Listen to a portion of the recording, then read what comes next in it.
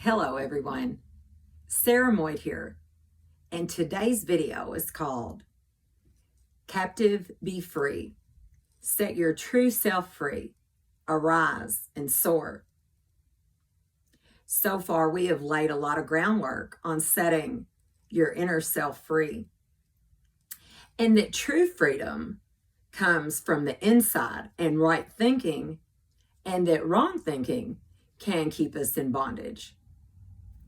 In the book of Romans, chapter 8, Paul talks about how his momentary and light affliction is nothing compared to the glory that follows. And that the whole universe and all of creation are also subjected to troubles and pain and suffering, and that they long to be set free from that bondage that they're in.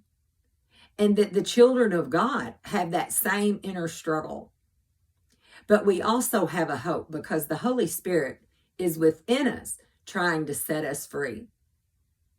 So let's go back to our vision board or our whiteboard that we used the other day when we were talking about our thoughts.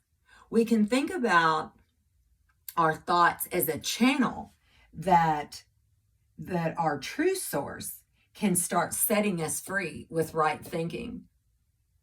Now, think about how we said that we have been kept captive because we have been encased and in these thoughts that block us from our true self being able to express itself. And we learn to call this the false self or the ego. And that's a false self-concept that's been developed from the time we were born. And it didn't even have the ability to understand abstract concepts. But we go throughout our lives in autopilot, living from these thoughts and conclusions and beliefs that we have drawn from the conclusions that we've drawn, and made these rules on how to live.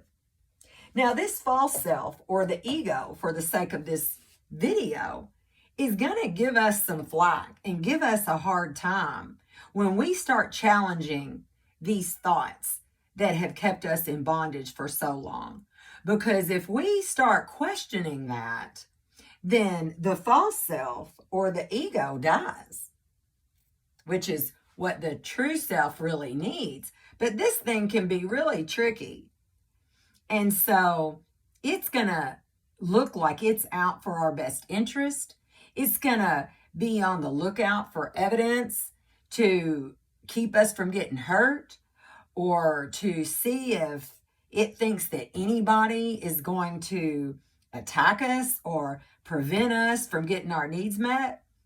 But it is lying to us. What it's really doing is trying to save itself and prevent the true self from bursting forth. Because when it does, this thing is diminished and demolished and gets less and less. Now, on this side of life, we will always struggle with this. Our body that we have now includes the brain or the flesh.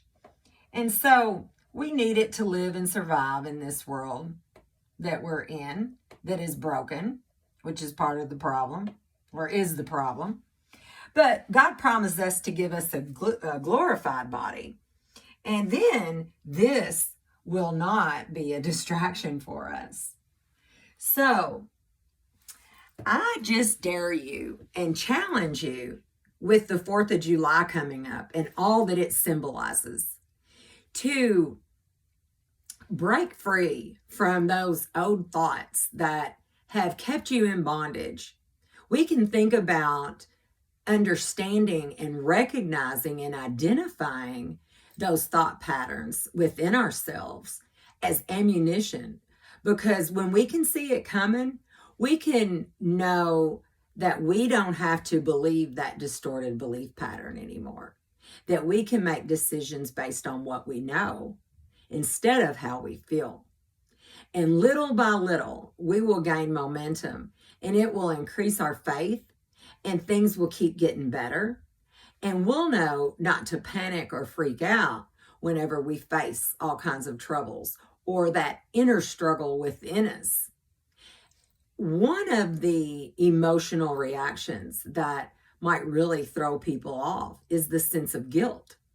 When people are practicing healthy recovery behaviors, sometimes they feel guilty because they're being honest and they are setting boundaries, and that just is different. And they are not used to doing that. And so a sense of false guilt is what's triggered them to revert back to that unhealthy behavior that they did before to just fit in, or to not get any flack, or to not have any resistance with others, or even just the challenges of growing. That's just uncomfortable. So they avoid it altogether. Remember when we talked about two different ways of dealing with the same thing, of fear and pain? So instead of growing through the uncomfortableness of healthy growth pains, someone might avoid it altogether and never reach their full potential. So again, I just dare you and challenge you to be free. Set the captive free within you and let your true self arise and soar. Have a good one. Bye.